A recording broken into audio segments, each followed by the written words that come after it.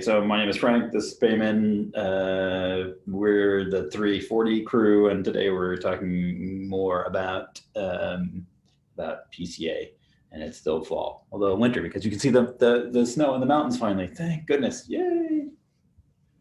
Okay, anyway, we've gotten somewhere. We've done a lot of stuff in this course. It's pretty cool, and you know, there's some question about what you really need to know if you're going to go out in the world and call yourself a machine learning person. At the end of this course, you can take a big step in that direction for sure. Certainly in terms of applied machine learning and these sorts of things, like the 10 machine learning algorithms you need to know, besides deep learning and neural networks, are decision trees, naive-based classification, ordinary least squares, regression, logistic regression, support vector machines, ensemble methods, clustering algorithms, principal component analysis, and the linear algebra concept of singular value decomposition, which is related to principal component analysis in the way that we'll talk about on the last slide, and independent component analysis, which mostly we won't talk about. So last time we talked about latent factor models, and I think it's pretty clear what a latent factor model is, even if you haven't. Yeah, it'll get more clear throughout today if it isn't already. So they take the input data X, that's all you get, no Y's, no Y's, right? Take the input data X and you output a change of basis. You output a Z directly from the X. Okay, so we're gonna learn some sort of parts-based representation. We're gonna do some sort of whatever, data compression or something like that. We're gonna learn effectively a feature representation of X called Z. Normally it has fewer features than X, it's lower dimensional, and we use it for all kinds of things like dimensionality reduction, visualization, interpretable factor discovery, so on and so forth. We established a bunch of notation for principal component analysis. In particular, we established that it's a linear latent factor model, which factorized the matrix X into the product of two matrices, Z and W, where W are the parts, and confusingly, these are the weights on those parts. They're the weights. And we said we can either write it down as a full matrix factorization. Would there ever be a case where we want to expand the feature set to try and figure more out about the individual features? Alan, awesome question. The answer is, of course, absolutely yes. We've already talked about a billion of those when we did polynomial basis expansions, we did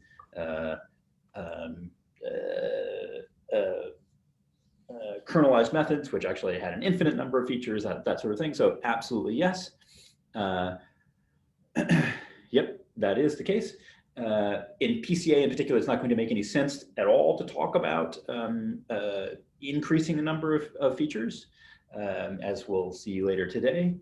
But in general, the notion that you just put forward is actually a very good one. And yes, it's very heavily used. And there's like slow feature analysis, and there's a whole bunch of ways that you can do this kind of thing with K greater than D. But when you do that, you have to be, it gets really tricky. There's a lot of regularization that has to come into the picture, and yeah. You do need to know what principal component analysis is, period, because it's basically the beginning of every data analysis pipeline, because you're going to use it to take your big, whatever it is, thing that you're looking at, the data you're looking at, and get some insights by basically projecting onto its first couple of principal components and saying, oh, I see, maybe there's some structure in the data. Anyway, so we have the matrix factorization way of looking at it, which is just X is approximately Z times W, the matrices. We have the individual data item. So Xi is approximately W transpose Zi. So we have the parts matrix, and then we just weight those parts according to Z, and that makes up our the vector Xi.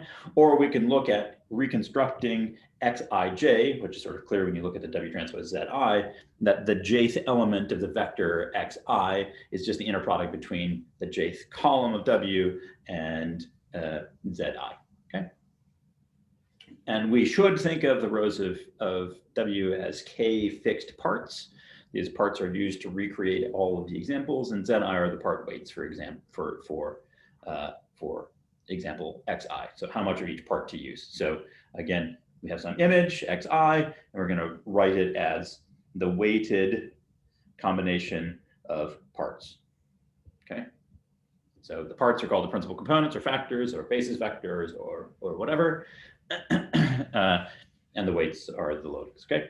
We did a little bit of geometry last time where we said basically if we choose k equals 1, then the W matrix defines a line, W not being a matrix there, being a matrix with only one vector element. We choose the W that is the line that minimizes a square distance to the data. Okay.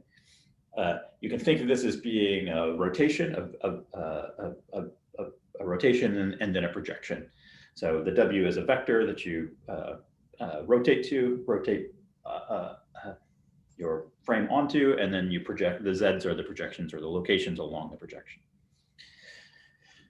When k equals 2, the W matrix defines a plane, and we choose the W to be the plane minimizing the square distance to the data. And then given that particular plane, the Z are the coordinates of the data items projected onto the plane. Okay, so we did that with the goats last time, right? Okay, in PCA, our aim is to minimize the squared error of the approximation. Okay, so we approximate xi with W transpose Zi, and we penalize in PCA in the 2 norm squared sense, and we sum over all of our observations or data items xi. Okay, so this is the loss function for the 2 free parameters, which are the matrix W and the matrix Z. Okay, we already pointed out that this is basically equivalent to the k-means objective, right? Except that in k-means, Zi only has 1 value and all the other entries are 0. In PCA, the entries of Z can be any real number, and we're going to approximate the data item xi as a linear combination of all of the parts, means, factors, basis vectors, so on and so forth. Okay. Okay. Cool.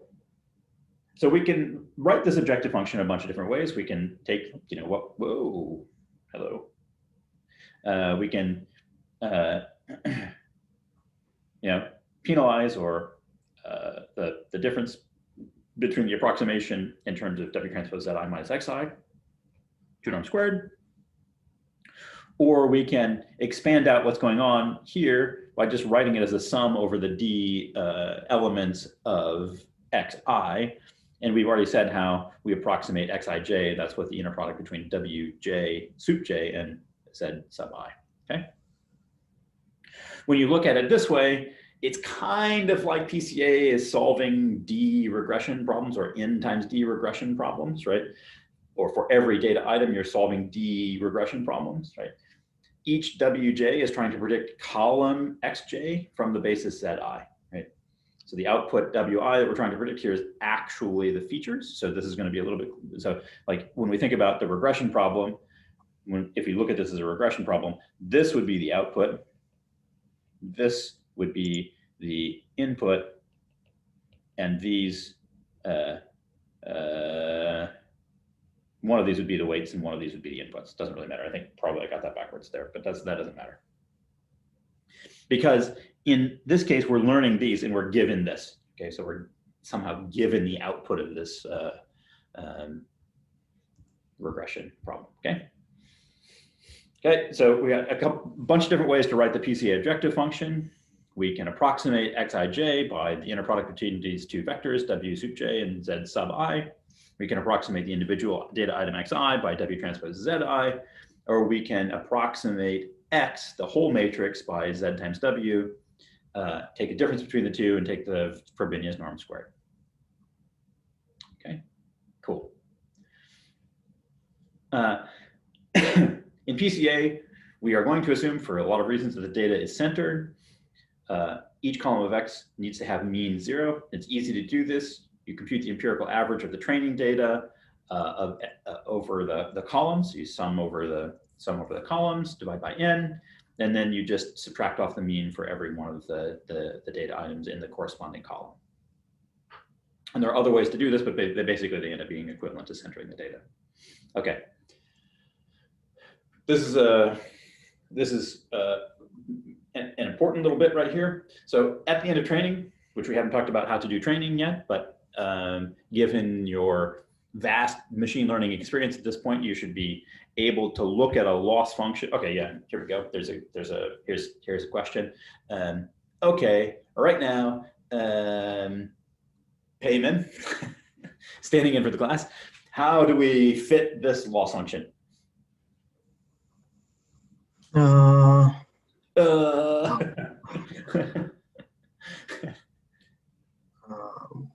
What do you mean? How do we fit?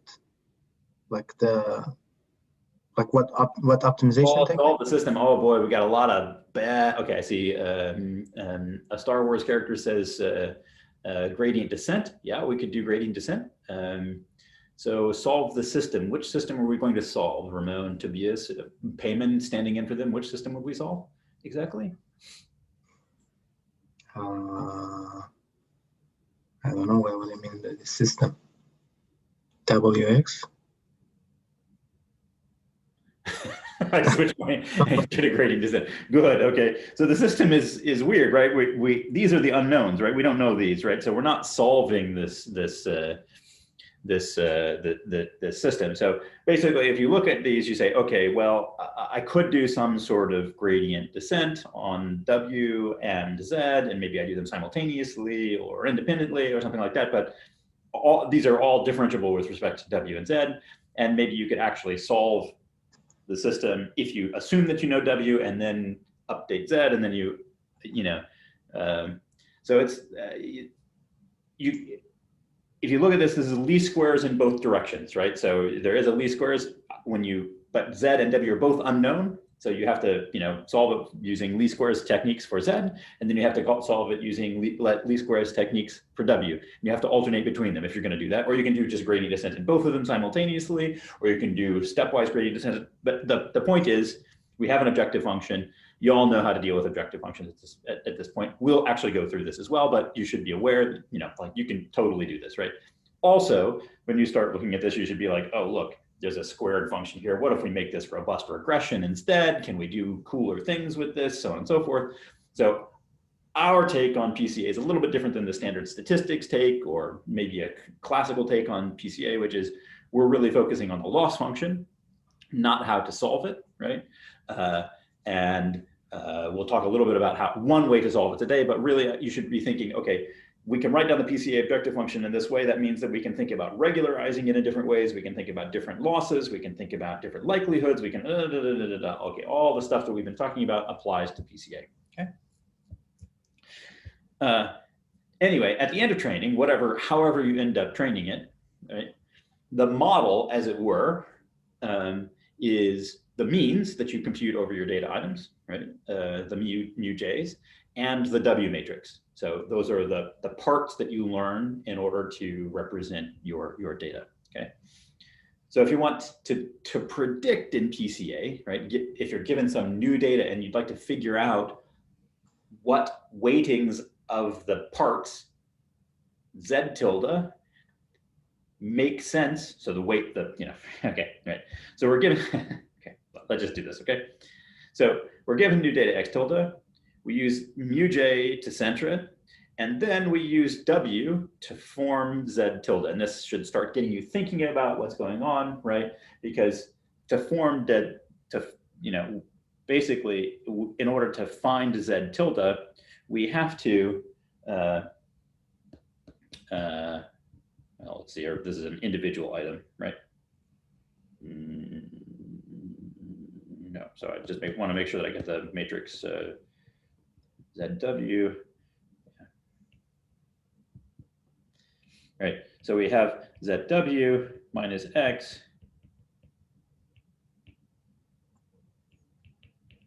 okay.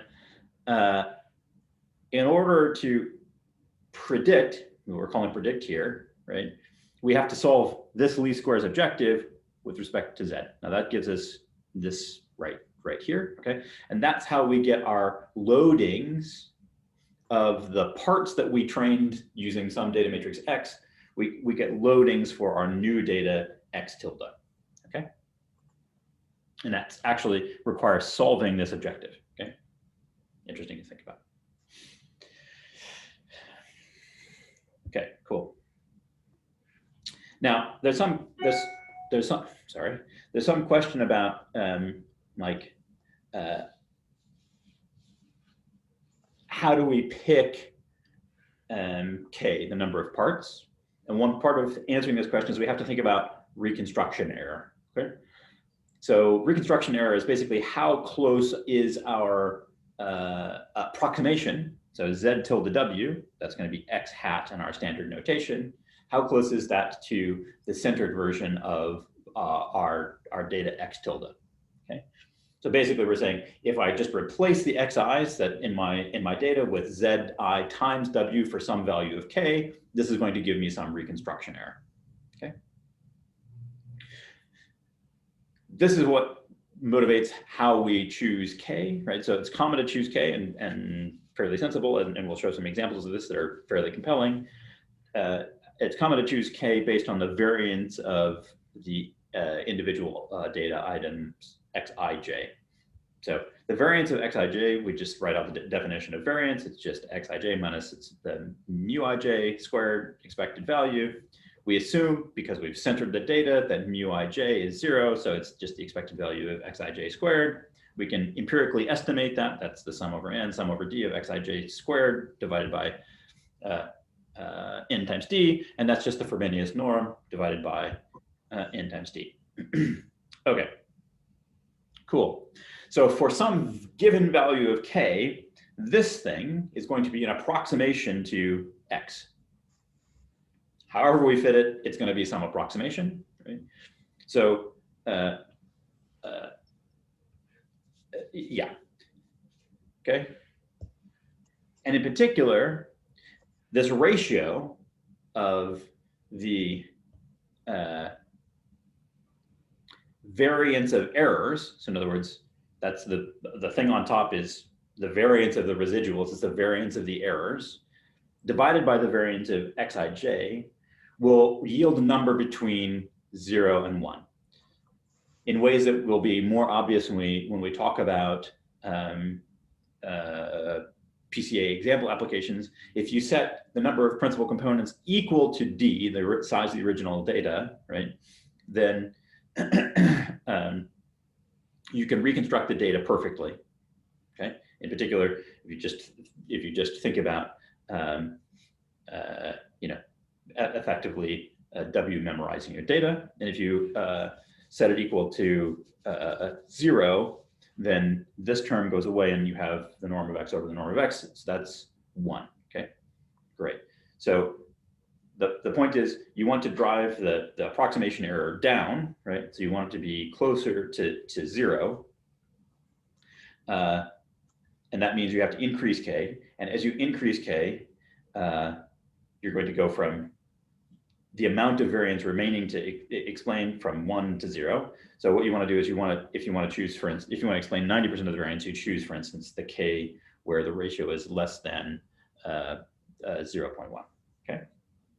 This is important for choosing K, but yeah. So in order to make more sense about this variance explain idea, if you think about the made up Doom latent factor model we talked about where we ignored the height, right? By projecting onto the XY plane. So in other words, we've chosen the basis W to be just the XY plane and the loadings to be the positions of the points on that plane. Then what's left up on top are just the Z heights. That's all that's not accounted for. So the variance of the data items in the Z sense over the total variance in 3 space, right?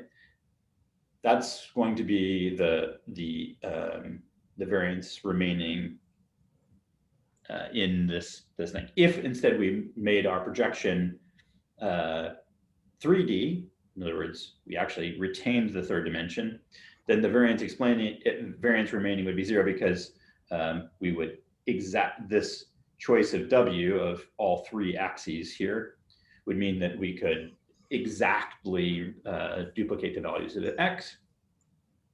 And yeah, there would be no variance remaining on the top. Okay, fine. Questions at this point?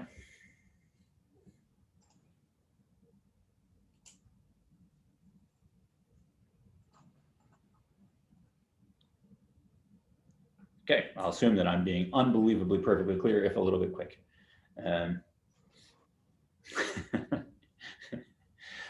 Okay. Think about a fun application for a second that I think is probably the best illustration of what PCA is about that you can get. So consider the problem of face detection. In the olden days, 6 or 7 years ago, one way you could solve this problem is to take some bounding box, run it over the image. We're not doing convolutions here or anything like that, but we're going to run it over the image. We're going to take out that bit of the image, and then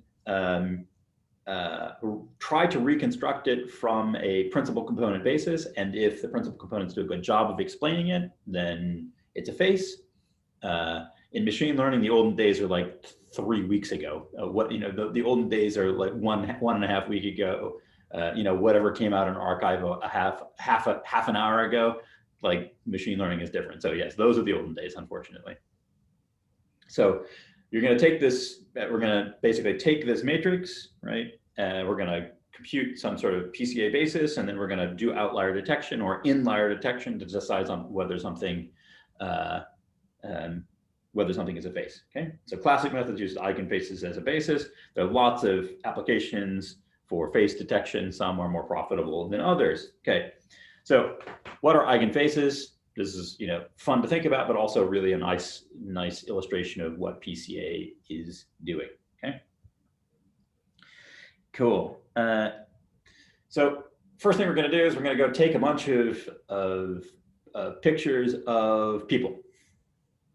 Okay, different ages, ethnicities, races, genders, sexes, whatever, all sorts of people, right? Different lighting conditions. Okay, and we're going to construct a big data matrix from those images. And the way we're going to do this is we're going to unroll or vectorize each image. So the first row of X will be one of the images, and we're going to take every column in the image or whatever and turn it into each image into a row of X. Okay, and I think these images for later purposes are 28 by 28, something like that. Okay, so if we have n images, and we're going to have thousands and thousands of images, then X is going to be n by d equals m squared. That's going to be our data matrix. Okay.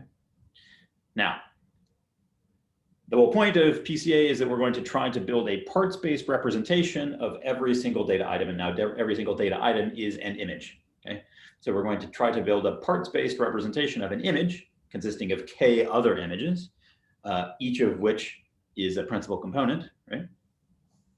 Such that when we combine those parts, we get good reconstructions of these faces. Okay?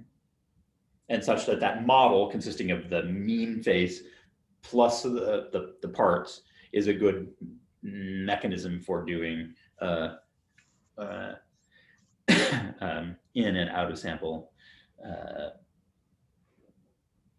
like outlier and inlier detection. Okay, so if we compute the mean of each column, so just like we talked about, we're just going to compute the mean of every pixel, right?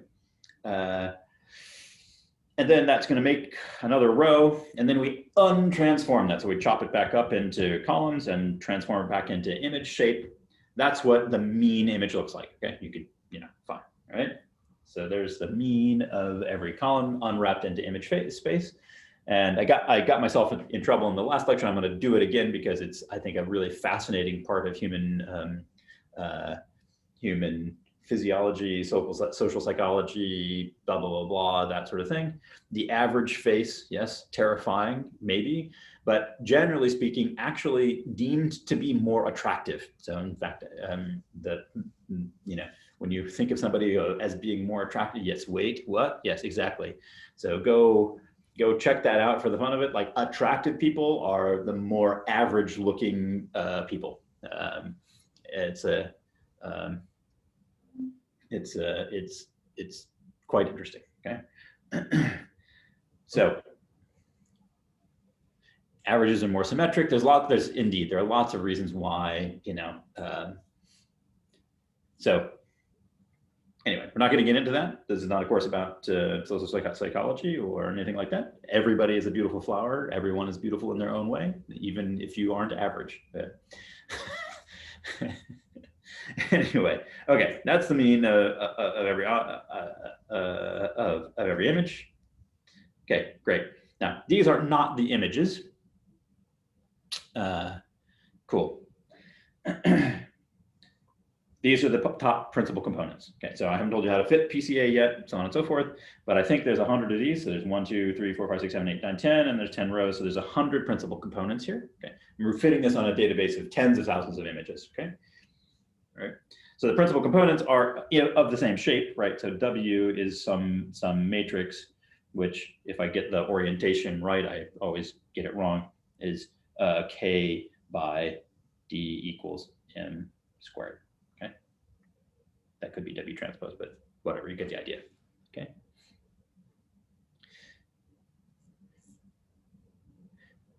Yeah, so I see, you know, look at these look like convolutions. I see, yeah, so there's something going on here, right? So that's not quite what's going on, but let's think about what's going on, okay? So each one of these images is a principal component unrolled out of W, okay? So this just looking at each of these K things, right? So there's 100 of these shown here, and we're gonna take one of these and unroll it into an image, okay? That's what's going on. So we have principal component 1, and then principal component number 2, and so on and so forth, okay? And note that these are signed, okay? So they're not actually like positive parts that you add together, right? So gray represents values close to 0, and dark represents negative, and bright represents positive values, okay? So the eigenface representation is that you construct an estimate of one of the faces in the data set by adding to or subtracting from, depending on signs, the mean image, various weights of the principal component parts, okay? All right, cool. All right, so what's gonna go on? So here's 100 of the original faces, okay? And I don't know, last time I picked the terrible example to reconstruct. Let's look at this particular beautiful face. That's a nice face. It's a little bit angry actually, but that's okay. All right, so, you know, again, different lighting conditions, different everything, right? Diversity in all its wonderful glory. If we reconstruct all 100 of these faces with 0 principal components, it's putting the mean face in, then we explain 0% of the variance, right? We just to make sure Zi1, Zi2 are the weights based on the x hat I, correct? They're the weights applied to the corresponding principal component, and then when summed, make the estimate x hat, correct? Okay, we reconstruct with k equals 0, we just get the mean face everywhere, great. If we add a single principal component and the weights associated with each of these data items, so W is the learnt latent variable. So in this particular case, W and Z are learnt latent variables, and mu. Indeed, but what we're doing is we're looking at, so is it ZW or, I think it's ZW, right? Yeah.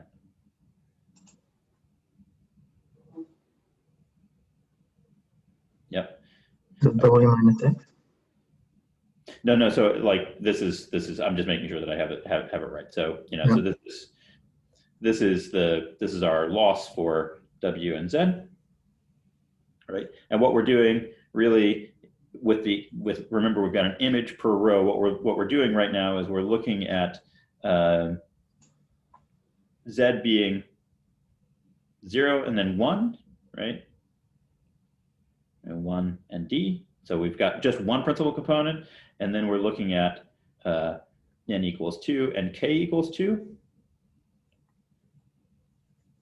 and D, K equals 2.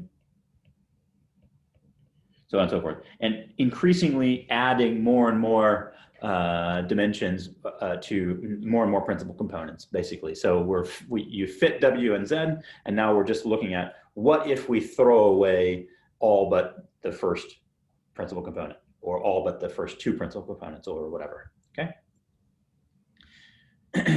And what you can do is you can say, okay, well, let's take the first principal component, okay, that's this WC,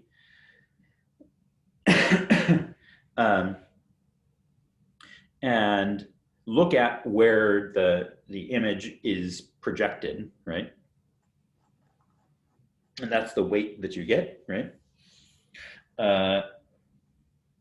And this is the plot of the weights for that particular principal component. And if you think about what's happening, if you look at the images, what's really what's the thing that changes the most from one principal component to the next? None, first principal component. I guess what changes in the picture? Yeah. Intensity, I guess, like the overall brightness. No, yeah. There's nothing else going on. There's no Brightness. gender. There's no there's no race. There's no nothing like that. Or so if you look again at where the individual images get projected, then this guy up here, and I don't know where this one came from, but there are some very light and some very dark images in the original data set. So this is one of the very, very light images, right? Okay, so those are the images that take more or less of this particular part to make them, okay? Cool. If we do K equals 2, what's the difference here? It's getting darker. I would say directionality of lighting. Yeah. Okay, so like left, right, right, left, okay? So, and that's basically what we have it here as well. So the loadings on the two principal components, brightness and side of lighting, like you can see the maximal variance in the side of lighting instances, two images, left and right light, and then bright and dark, okay, so on and so forth, okay, cool. And we keep going, we add 3 principal components, so on and so forth, okay. With K equals 5, when we do the variance remaining thing, we've got 80% of the variance has been explained with just 5 principal components, okay.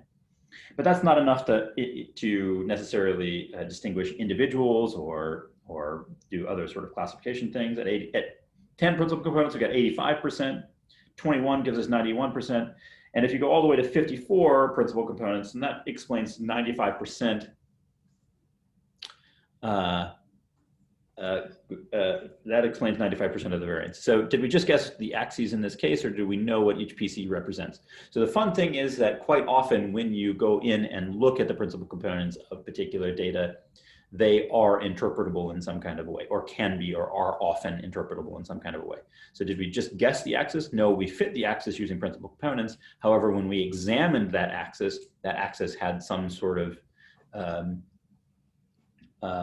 interpretation as, an interpretation arising from a linear combination of all of the original features. What is the weakness of this method when it is applied to industries? I'm going to try to rephrase that and say, what is the weakness of this method when you apply it in industry? Because applying it to industries doesn't make sense. And there are lots of them, and many of them showed up when I was looking at the loss functions. Like it's not robust outliers because we're doing squared norm losses.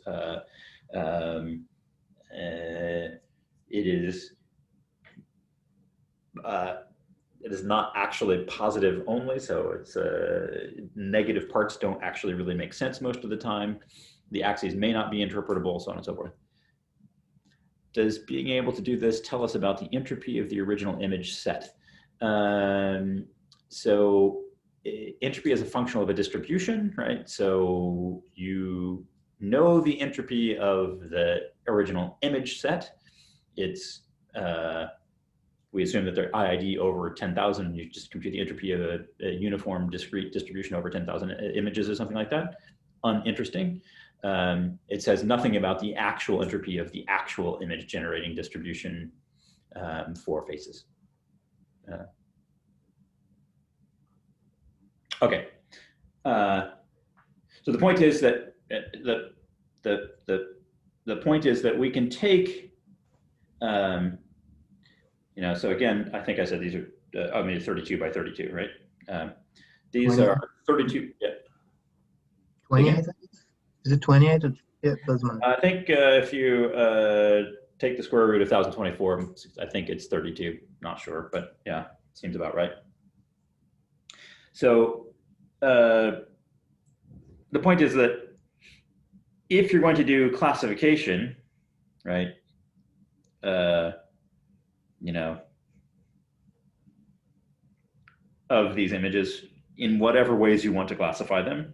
This is like danger territory and political correctness time, you know, like male versus female. I know that those are social constructs, but like whatever, the biological, it's complicated, right?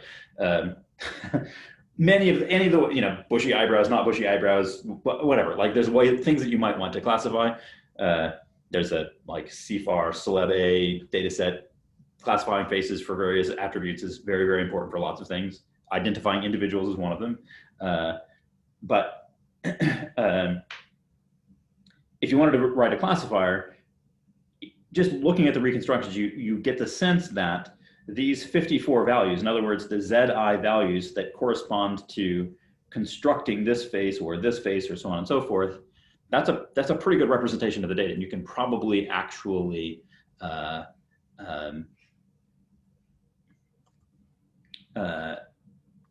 do a good job of solving any classification problem using the basis consisting of the 54 ZI values corresponding to each image, right? That reconstruct the image well, okay? Of course, you need to keep around this eigenface set and the mean, but provided you transmit that once, then you can basically encode or any new image that you see. Okay, questions?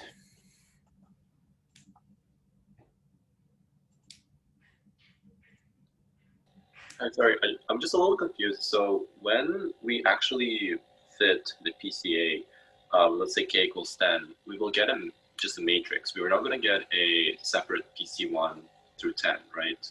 We're going to get some kind of transformation, so we can get like a 10-dimensional from X to Z. So the ZW, right? So you are going to get K right there, and we're going to, the ways you fit it, like there's lots of ways to fit it. We're going to talk about one today, but you are going to get K principal components when you, if you choose K in advance and you fit it however you're going to fit it, which we haven't talked about yet, we're about to, then you are going to get K principal components. You are going to get these axes, right? So for example, if I do k equals 5 and then k equals 4, then the 4 components on side of the k4 will be identical to k5. Okay, let's go through that quickly now. Okay, this is exactly the point. Okay, great, awesome question. You've set me up exceedingly well. Give me the next 5 minutes, and if it doesn't make sense at the end of that, then I've done a terrible job. Okay. So unlike k-means, we can efficiently find global optima of our loss function, the loss function that we define for this matrix factorization problem. We're going to give an algorithm later and sit it today and on Monday. Unfortunately, there isn't a unique global optimum, and there's lots of sources for this non-uniqueness. And to talk about this, we need to talk about span, the concept of span from linear algebra. And this helps explain a lot of the geometry of PCA as well. So let's consider a single vector in R2, okay? The span of this vector is all vectors of the form scalar times this vector, okay? So we can put some scalars on and multiply this vector, negative, positive, whatever. And the span of a vector, provided that the original vector is not the zero vector, forms a line, okay? Fine. The span of many different vectors give the same line. Obviously, you know, mathematically, any scalar constant times W1 defines the same line as W1 for any scalar alpha. So all of these vectors have the same span, which means that PCA solutions can only be defined up to a scalar multiplication. So we're looking at, parts or bases W, right? So if we scale that basis W by alpha, we can also scale Z by 1 over alpha, and we can't tell the difference in the loss, okay? So we have this scaling issue where we have an entire family of equivalent models, depending on whether you scale W or you don't. You can't tell the difference, okay? Span of 2 vectors, just the form of basically any scalar addition, scaled addition of the 2 vectors for 2 independent scalars. So if we have W1 and W2, we can basically index all of these vectors, and clearly the span of 2 vectors, provided that they're not collinear, is a plane. And if the two vectors are in the plane, then it's the in R2, then the span of those 2 vectors will be all of R2. Exception is if they're collinear, then the span is just a line. Okay. So we have a couple of issues for PCA that we still haven't covered, right? So we can have label switching. So in other words, we can just switch the identities of the vectors. So this is the question that Akeem was basically asking, which is like, do the solutions somehow nest? Do we know that PC1 is PC1 and PC2 is PC2 and PC3 is PC3? Given what we've told you so far, the answer is no, because there's nothing to distinguish between switches of W. We can also actually rotate factors within the plane, so long as they're not rotated to be collinear, because then obviously the span collapses, right? So PCA, as it's generally known, enforces a couple of restrictions on W. So first, W is all the vectors are normalized so that they live on the unit ball, unit hypersphere, and they're constrained to be mutually orthogonal. So in other words, you basically enforce orthogonality between all of the vectors. And now I've been talking about W as a rotation matrix. Now it should start to be a little bit clearer, because now we have unit orthogonal vectors in W. That's a rotation. Great. So great. So now I can't grow or shrink my basis, although I can still reflect. Okay. I can't rotate one vector, but I can still rotate both. So we've constrained the solution space quite a lot. Because now we're talking about basis vectors, right? It doesn't really make sense for K to be greater than D, right? So if we have like our clustering data set with 4 data sets, it doesn't make sense to use more than 2 vectors to describe this data set, because in 2 dimensions, we can describe the location of each of these points exactly with 2 dimensions. How do we enforce an orthogonal basis when forming a vector? Oh, okay, great, wonderful. Give me a second, okay. I gotta get there. I'm almost there, and it's gonna be vastly disappointing for almost everyone because we just punt on that. But you'll see. Now we punt in a nice way.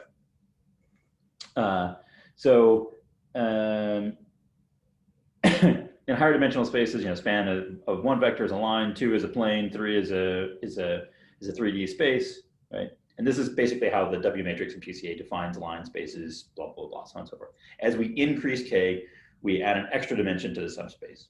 Okay. So how do we make PCA unique and identifiable in any kind of a way, right? So we've identified a bunch of ways that the optimal basis is non-unique. You can multiply, you can rotate, you can switch, right? So PCA implementations, sort of the off-the-shelf classical, if you like look up PCA, you're going to get it, and you run a PCA algorithm, you're going to get a result that looks like this most of the time. You add some constraints to make the solution unique. Normalize, you enforce that the basis vectors are unit norm, and enforce that they're all mutually orthogonal, and we fit them sequentially. Okay, so we first fit W1, finding the first principal component, in other words, the direction that minimizes distances overall, period, right? Then we fit the second one, right? And it's kind of a little bit like XGBoost, where we're fitting the residuals, basically, right? So after we do that, we fit the second one. And then after we do that, we fit the third one under the constraints, okay? So on and so forth, okay? So if we have this data set like so, the first, the optimal solution with one principal component is like this, right? If we don't impose these constraints, then any non-parallel line gives an optimal solution, because we can, this basis allows us to index all the data sets. You can just, use this as the basis. You can get a 0 on every point.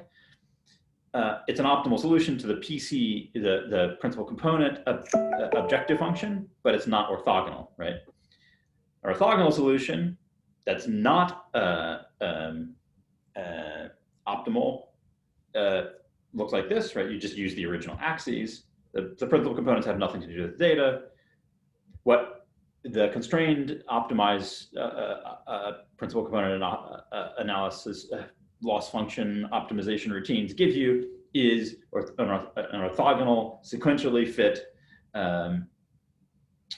basis that has something to do with the data, okay? So the sequential fitting of the principal components makes the directions unique, okay?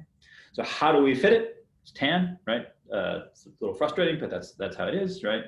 How do we fit it with normalization, orthogonality, sequential fitting? Well, you use the singular value decomposition, okay? So, take your favorite linear algebra or scientific computing course, right? You can compute the singular value decomposition in 4 lines of MATLAB code, subtract the mean off of X, call NumPy linear algebra SVD on X, and get the basis, get the get the first k eigenvectors out of either U or V, depending on which direction you pull them from, okay? Computing Z is also cheaper, right? Because the W's matrix is constrained to consist of orthogonal elements, orthogonal unit length elements. Then when you take WW transpose, that's the identity matrix, which means you only have to compute X W transpose to get Z. Cool. So in summary, we've talked about the PCA objective, and we've done it in a way that allows us to think about generalizations in the machine learning sense, about robust regression, about different likelihoods under the PCA loss, so on and so forth. We've talked about choosing K to explain the percentage of variance in the data. We've addressed a bunch of the non-uniqueness issues that arose even in the chat very nicely due to scaling, rotation, and label switching. And then we punted on the algorithm and said, just do SVD, right? Which gives you, an orthogonal basis and basically sequentially fit principal components, and it leads to non-redundant principal components with unique directions. Okay, and that's it for today. Sorry for running just a little bit long. Cool. Questions?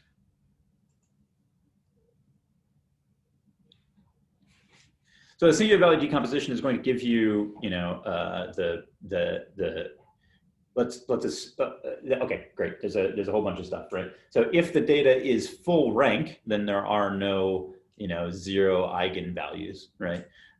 In which case, when you do SVD, you are going to get, let's assume that the SVD algorithm orders the basis vectors in terms of largest eigenvalue to smallest eigenvalue, then you will throw away the smallest, the basis vectors corresponding to the smallest eigenvalues. Yeah.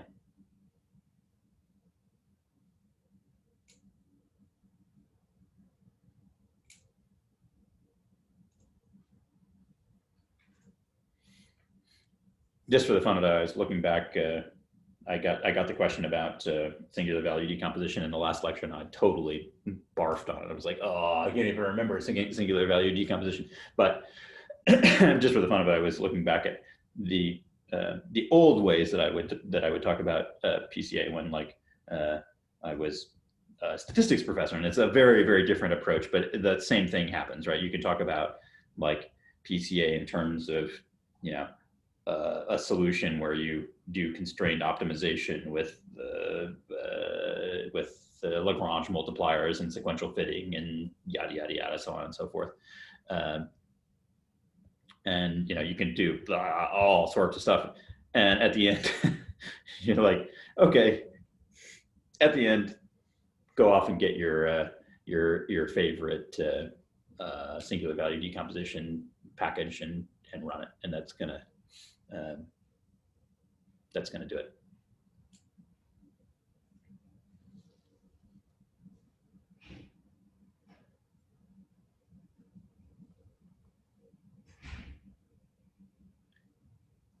Yeah, it's the real deal.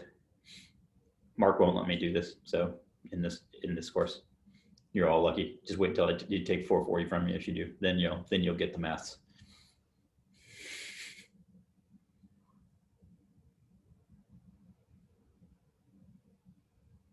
$440, $540, or my grad class is $539 or $532 or something like that. Yeah, I won't teach $440 for probably 2 years, maybe 3.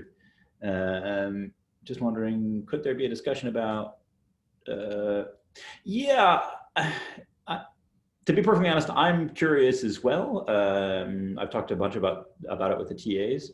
It's not always super obvious what people did. I think it would be really interesting to actually have a conversation about that. We might use one of the last lectures or something like that to talk about what people did in the midterm, partially because the good approaches in the midterm are likely to be useful for the final as well.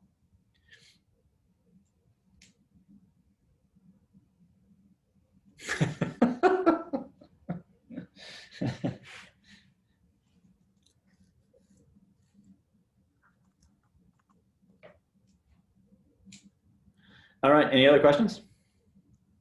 Thanks, Payman. Thank you all. Thank you.